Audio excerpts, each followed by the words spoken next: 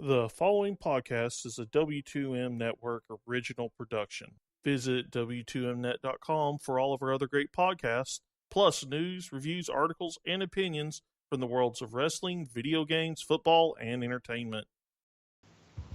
Hey guys, welcome to another episode of the Foxy and Squid Show. My name's Saki, the Foxy herself, and joined to me today by my lovely companion is the Squiddy. Say hi, Squiddies.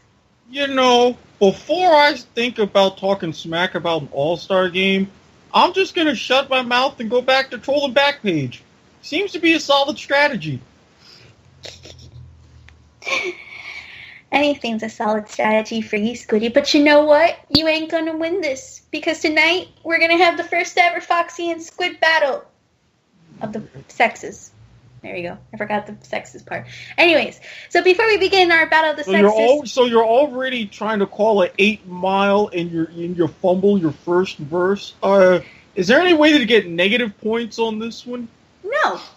There's no such thing as negativity, alright? There's positivity. It's positive. You gotta think positive. You can't have positive without negative, otherwise it just exists. Eric, do not get philosophical on me, alright? Tonight is not the night to be philosophical, philosopher, alright? Don't be Socrates on me, alright? Before we begin our battle of the sexes, you're probably wondering what we're gonna battle over. And the thing is that lately I've been hearing, like, comedians, Kevin Hart, George Lopez, Gabriel Iglesias, different comedians. And I have been getting, like, this really cool idea of, for some reason, starting to tell jokes, right? I know, Saki, telling jokes. And not one of those, like, how many Frenchmen takes to screw the light bulb type joke, okay? There's none of that, all right? None of that.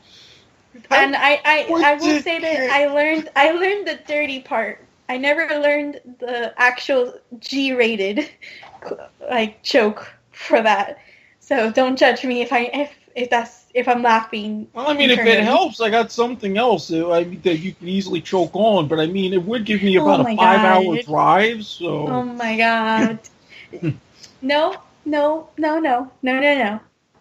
not playing dirty, all right, Eric? We're not playing dirty, all right? So isn't that what you just said?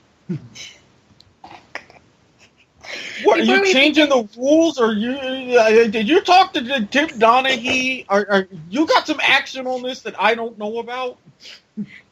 Before we begin it, though, we have a little bit of, like, some warm-ups for you, all right? I have my own material. I don't know what Eric has. He doesn't know what my material is.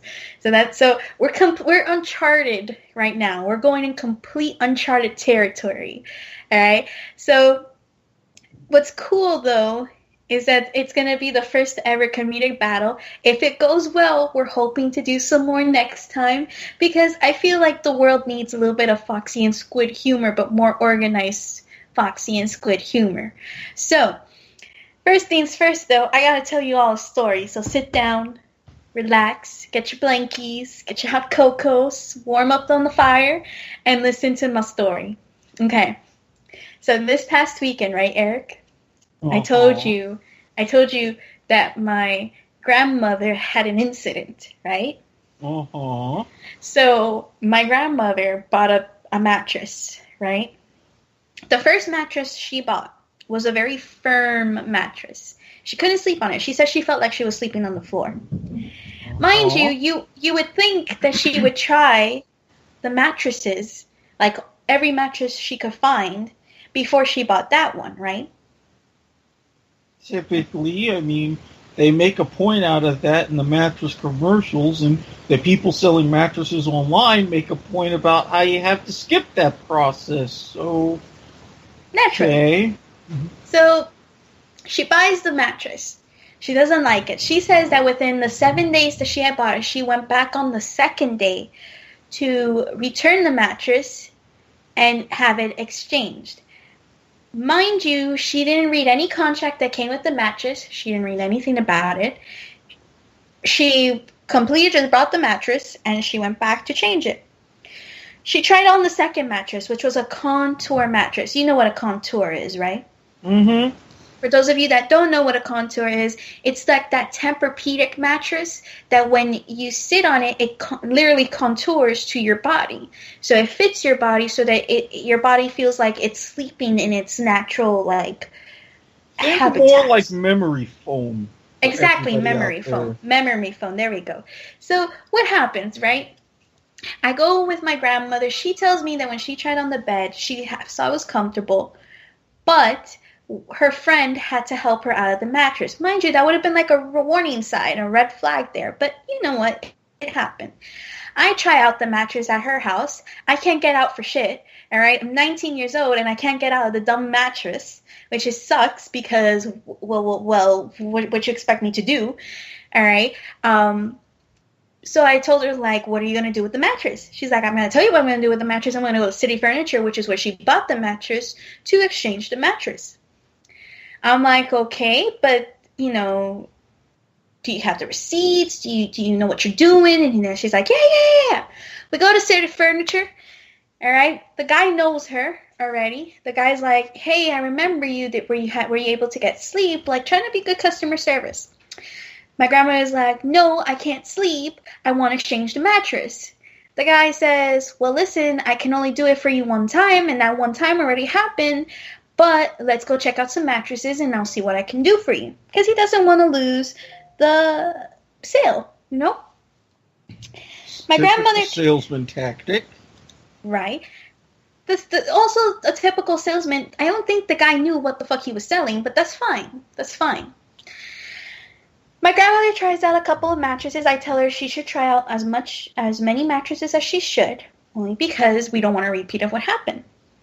We go and sit down at the salesman's desk, and he calls up customer service to see if he can get the exchange going.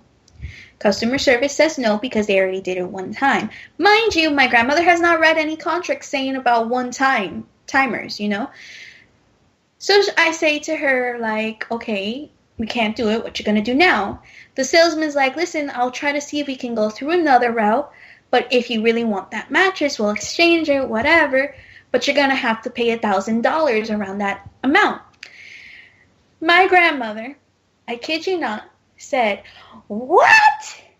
What do you think? Who the fuck do you think you are? Who the fuck do you think that I'm going to pay another fucking $1,000 on another brand new fucking mattress when I can't fucking sleep? You have a mom, right? You have a mom. Well, it's going to come around that if I have to pay that $1,000, your mom is going to get it. Your mom is going to get it. I'm going to stand outside of City Furniture with a cardboard saying that you guys are scammers. And she went on and on. Oh. So the salesman's like, listen, I can't do it for you, and if you don't want to pay the $1,000, well, I'm sorry, I can't do anything. She says, let me get corporate on the line. Get me corporate. The guy doesn't give her corporate. The guy gives her customer service. Of course, they don't want to go to corporate because corporate, if they get involved, the store will come out losing at the end, and a bunch of people will lose their jobs probably. My grandmother cursed out the customer service, cursed out the sales guy, and then went around pretending she was going to the bathroom and talking to other customers in City Furniture, telling them to be careful and read their contracts. Oh, and on top of that, when she called customer service, when it was given to her, she had screamed, I didn't read no fucking contract. What do you expect me to do? You expect me to read a contract? Mind you, that's what she said. So I'm like, okay, she just went batshit crazy. Let's just get the hell out of here. My grandmother, all right, keeps on going, and the sales guy tells me, listen, we're going to kick her out if she doesn't control herself and she doesn't leave. I'm like, well, she's 68, I'm 19. I don't think she's going to listen to me, much less to you, so you might have to kick her out. Turns out, they called out security. I'm like, get the numbers to what you need, and let's get the fuck out of here. She gets all the numbers, she keeps talking, but we finally leave. Lo and behold, she tells me, oh, you know, I didn't read the contract. I only found out about the 120 days that you could exchange the contract with on TV. Like, I don't know what they're talking about. And I'm like, all right, so let's read the contract now. The contract said, and I'm wording this right from the contract because I don't have it in my hands, but I memorized it. The contract said that City Furniture requires you to have the mattress within 7 days. And within the 7 days, you don't like it. After those 7 days, you can go back to the store within 120 days to exchange for a mattress that is equal or greater than the original mattress. And now we can exchange it for only a one-time event. One time. All right? Yeah. That's exactly how it said on the contract. Very plain, very clear. And I looked at her and she's like, I'm still going to call corporate on Monday. I have yet to find out what happened with City Furniture. But she got kicked out of City Furniture and most likely will not be allowed to go back in there.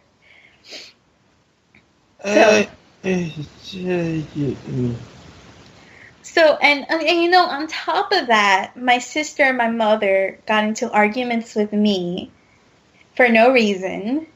All right, which is just another whole involuntarily. Like, I don't know what's up with my family, man. I think because Puerto Ricans have like that crazy seed that it like plants itself into some people's minds, and they create like a tree of drama. All right, and unfortunately, my side of the tree is coming from my mother's.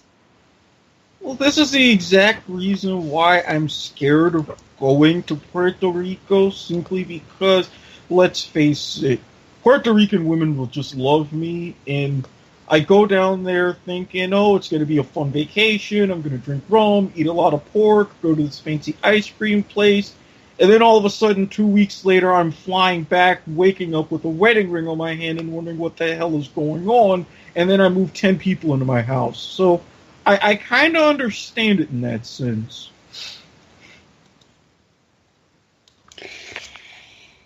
Yep. So, there's that. Now let's begin our wonderful battle. Are you ready for my jokes, Eric? Are you ready? Well, that depends. If you're steering the Titanic, I'll let you know. All right, so we're going to have 20 minutes each, because I think that's enough time within the show, if I'm not mistaken. We took about 10 minutes, more or less, for my story, 20 for me, 20 for you. So by the time you finish, we should be able to end up and wrap up the show, and we'll decide the winner when we finish up here. So I'm going to put 20 minutes on my little clock here, and I'm going to start. Are you ready? Yes. Okay, all right. So I play this game called Dead by Daylight. Many of you guys have heard me play this game. This game is one of my favorite horror games. It's an asymmetrical game. It's pretty much a 1 versus 4 type player. One person fucks up the other 4 people. Okay? The thing about this is that there's about 6 killers and I believe 7 survivors. The 7 survivors are great though, except for 1. Each of the survivors, everybody has like a favorite.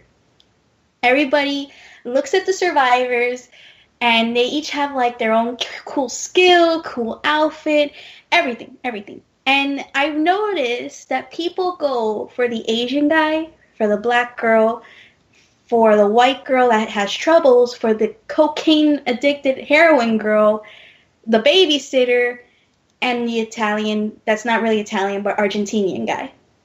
Okay? But there's one that they don't go with. And if they do go with, it means a lot. It means a lot.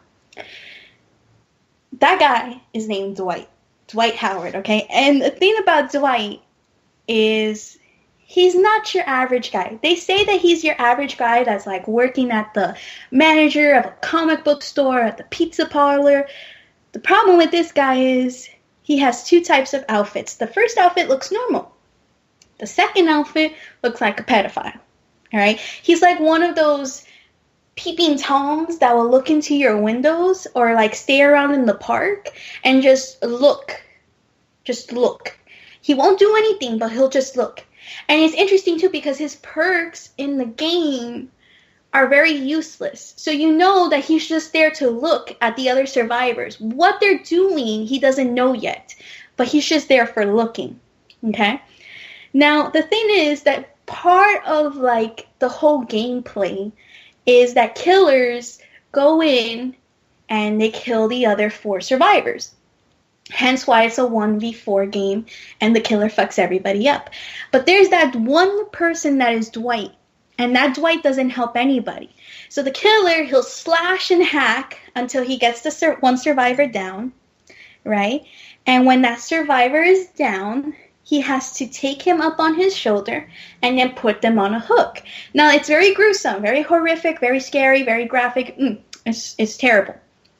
But that one Dwight is just looking at the killer, hooking the survivor, and I swear to you, he may be getting a boner. He may be getting a boner just from looking at that direction. All right? He's like behind the rock, he's looking, and while the survivor is dying and screaming for pain, and the killer walks away unless he's not camping, Dwight is just looking.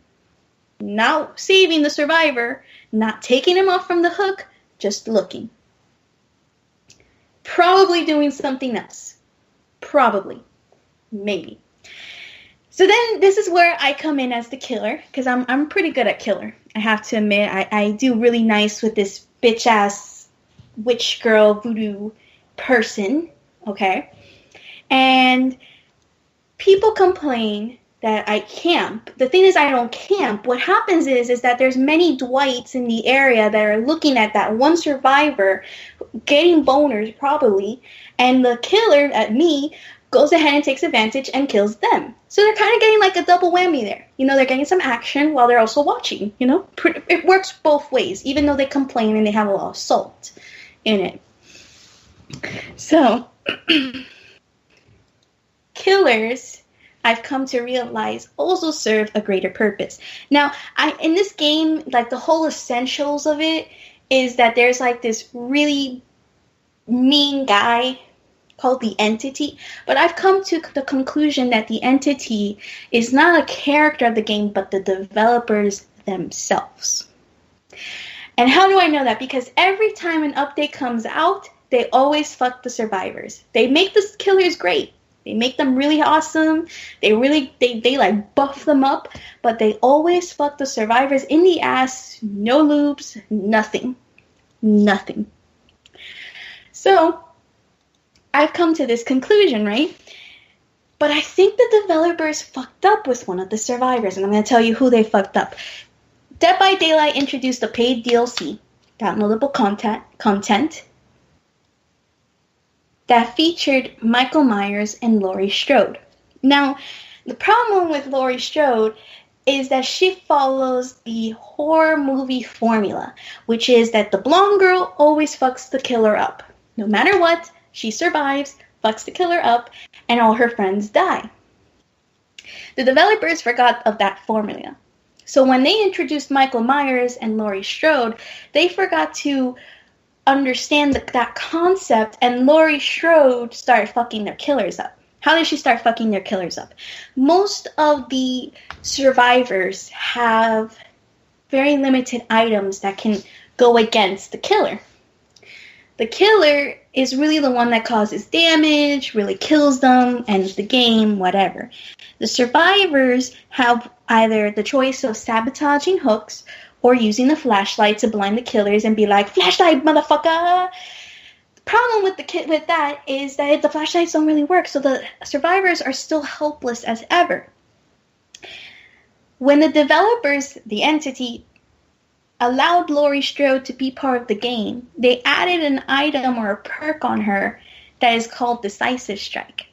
They thought that nobody was gonna use Decisive Strike and nobody was gonna really focus on it, that when the killer would pick them up, they would completely forgot they had it, and the killer could just hook them, and the developers could be very happy, and we're like, yay, souls. Mwahahaha. Problem is that Laurie Strode started fucking up the killers and started fucking them in the ass. So the developers are like to Michael Myers, "Yo, bro, that's your sister. Why aren't you fucking her up? You fucked her up in all the other movies. Why aren't you fucking her up in all the other survivors?" And Michael Myers is like, "Yeah, let me tell you something about that. My sister really fucked me up, but she didn't really kill me. It's a really complicated relationship.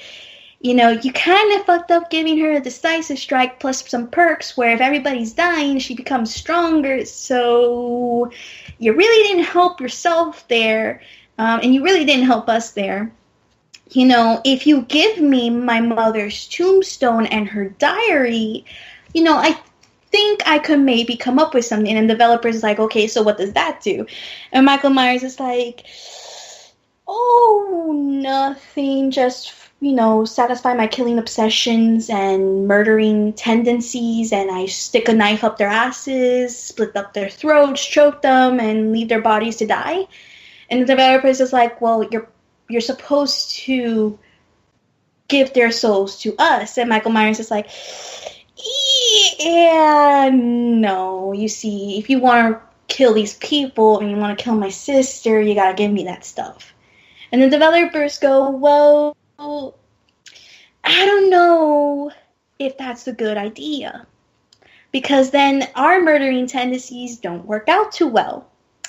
Michael Myers goes, listen, it's either the tombstone, the diary, and you get a soul that is dead, or you keep getting us killers fucked over and you're on your own. And then the developer was like, okay, but what about if we just allow it that when you become evil, murderous serial killer in your level 3 mode, you only get to do that on that mode.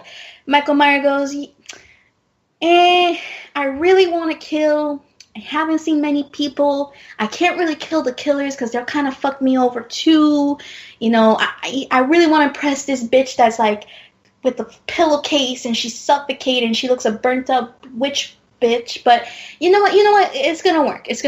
Just give it to me. Just give it to me.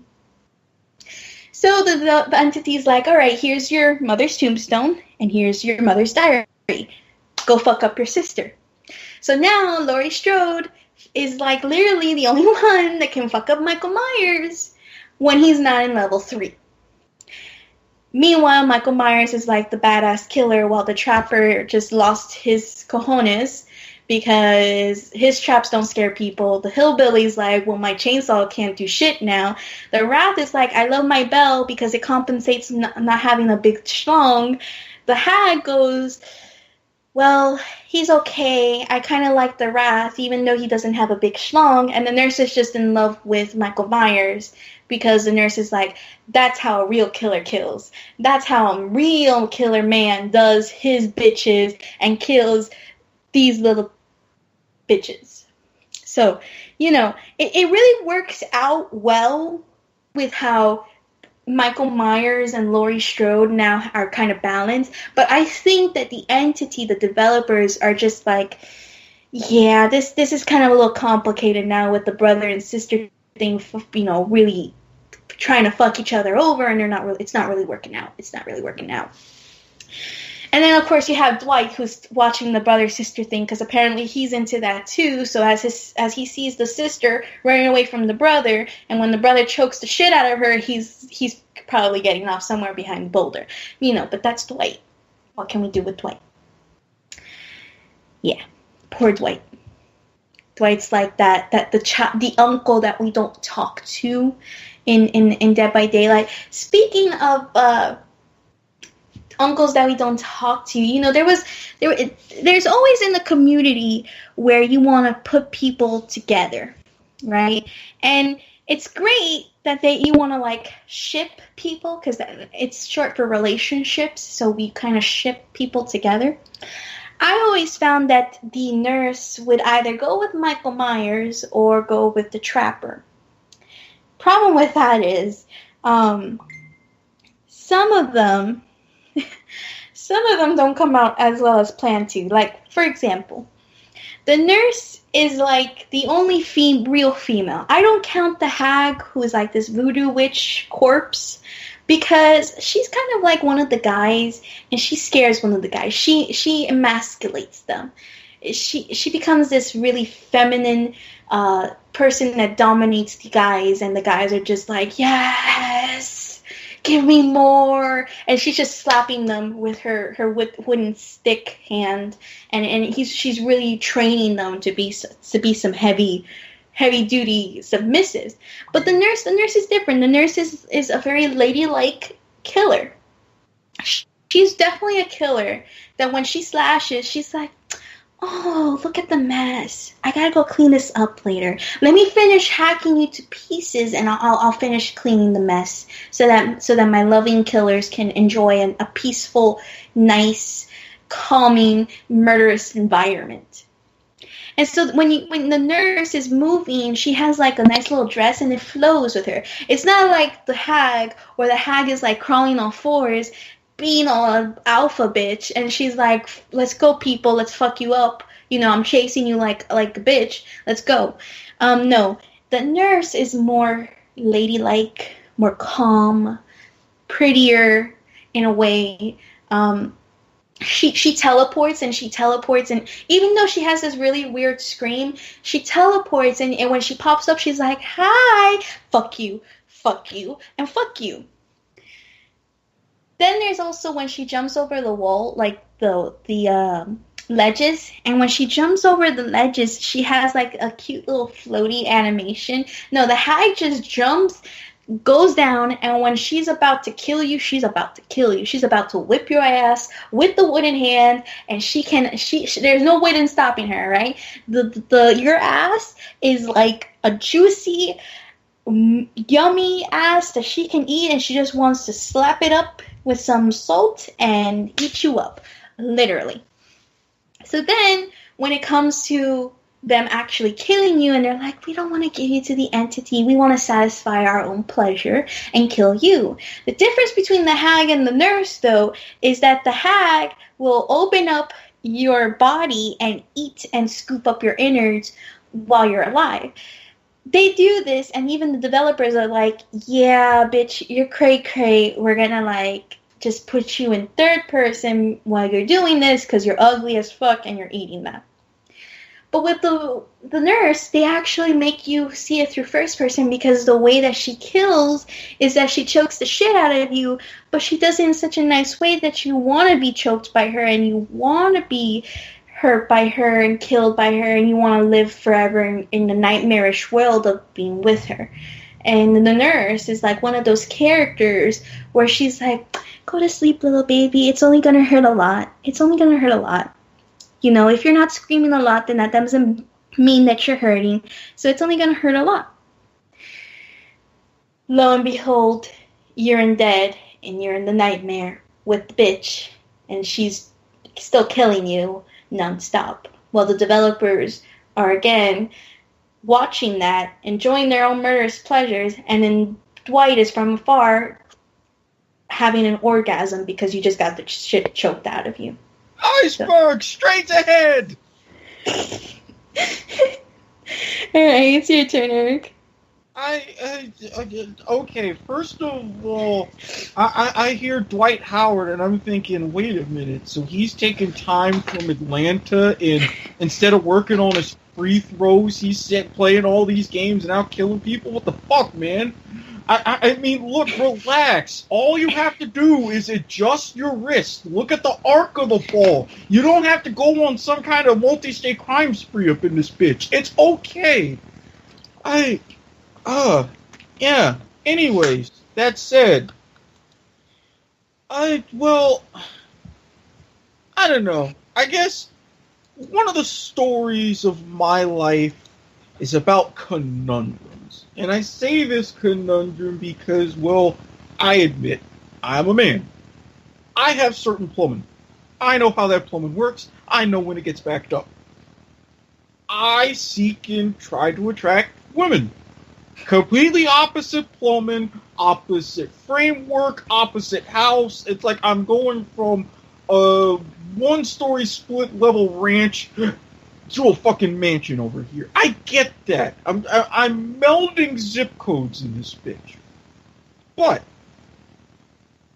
you find yourself when you're in the split-level ranch and shit ain't going right. Washing machine breaks down. Your ice makers all of a sudden become sentient and wants to kill you.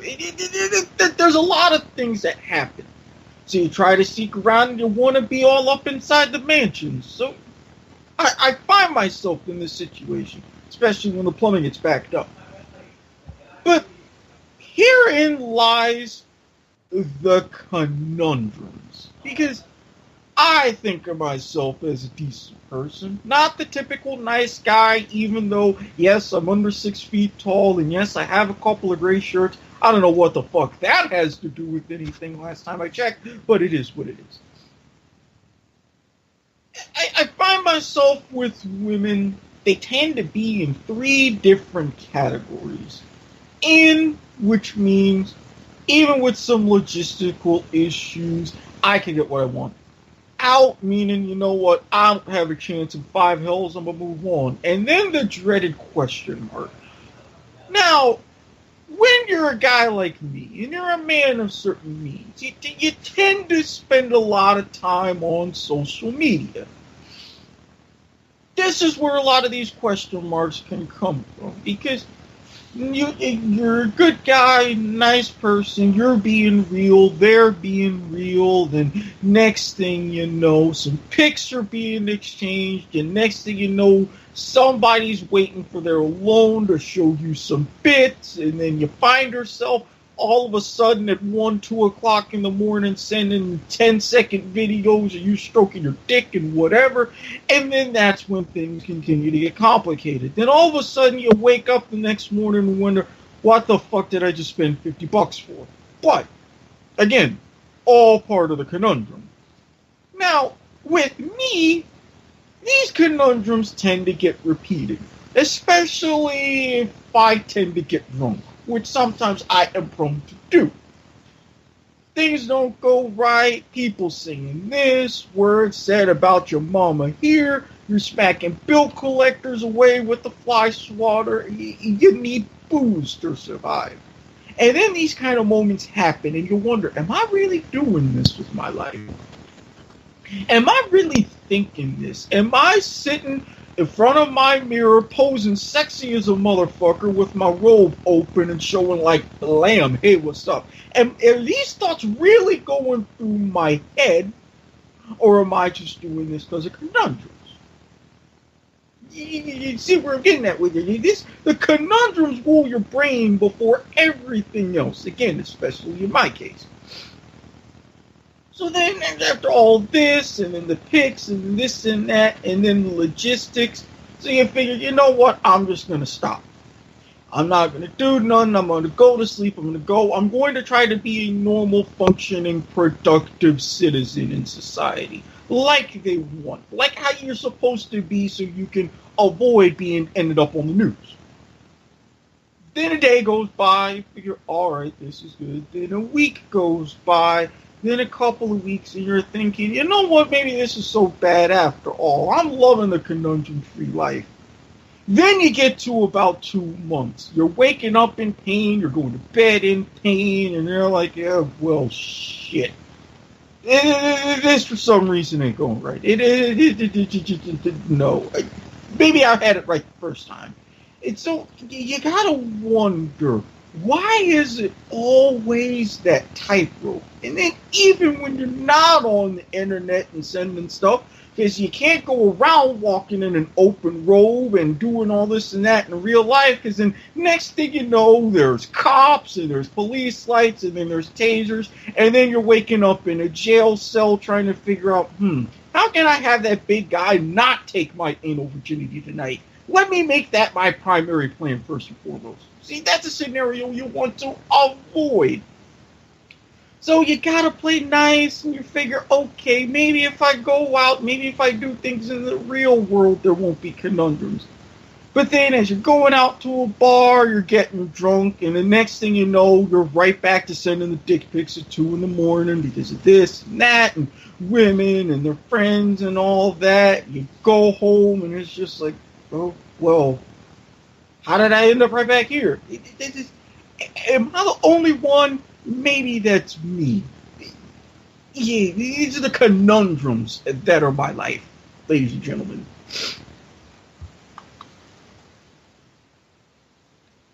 That's it? For now, I mean, again, you say, hey, we're doing this comedy battle, and I'm like, hey, I have work, and I have things, and I have people shadowing me, and all of this and that, and the conundrums and stuff. You got me all unprepared in this and that. So can I win? Well, I suggest we consult an independent judge up on this one. Mm. Dear Sean, are you there, sir? He may not be, only because he told me that when we're done wrapping up to message him. He was crying earlier because of This Is Us.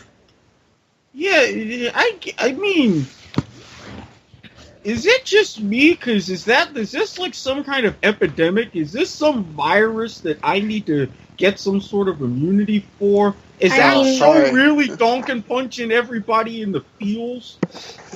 That's all that show does. Every episode is just it hits you. That where it hurts. Poor Sean. Well, that's why I say, I mean, I'm all for an occasional donkey punch, especially if I'm under the influence of certain substances, and I have a willing participant who happens to have very long hair and who's kinky enough and into that shit. Okay, but I mean, that's an actual real thing that you try not to get arrested for. Having that in the fields, it's just like, come on. Well, anyways, I mean, for those of you listening, tweet us at Sakura_staff309 or at Squid Sports Head on Twitter to tell us who won. I still think it was me because, I don't know, I kind of got lost into your story. But you always think you're going to win. That's just you. No, but this time I have a legit reasoning behind it. And that reasoning being? Because I got lost in your story, and I think mine was a good attempt at trying to be funny.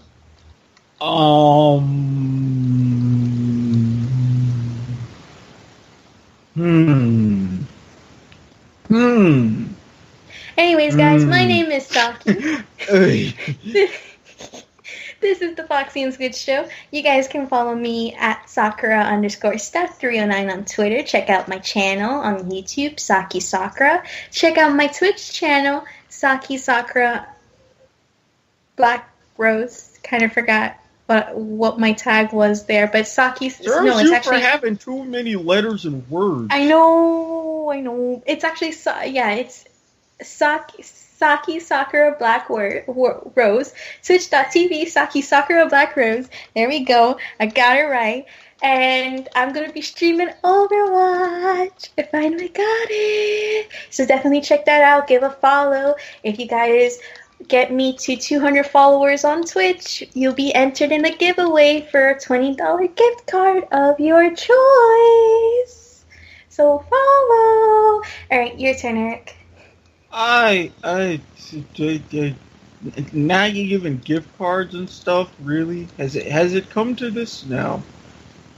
No, it's perfectly legit, alright? Every streamer's doing it. Everybody's having to set up goals, alright? Shut your mouth. It's fine. Do your outro. Well, if I'm a streamer and I have goals, well, I would. Okay, never mind, but I tell you it would be a lot more worthy. Anyways, I am Squid. I am the Squid.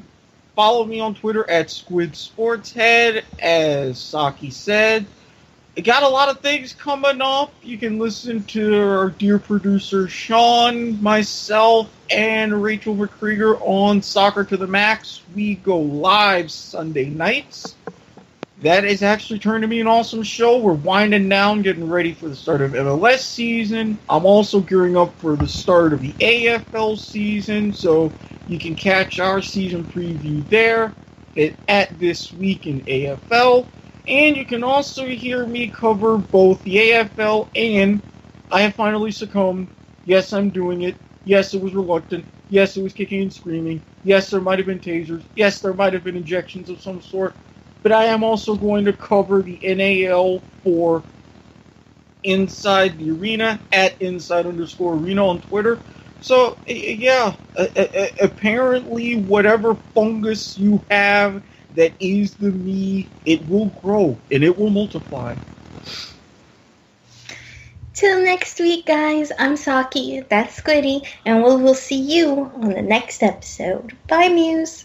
Do your homework, don't forget to be awesome, and I'll see you on Trappist 1.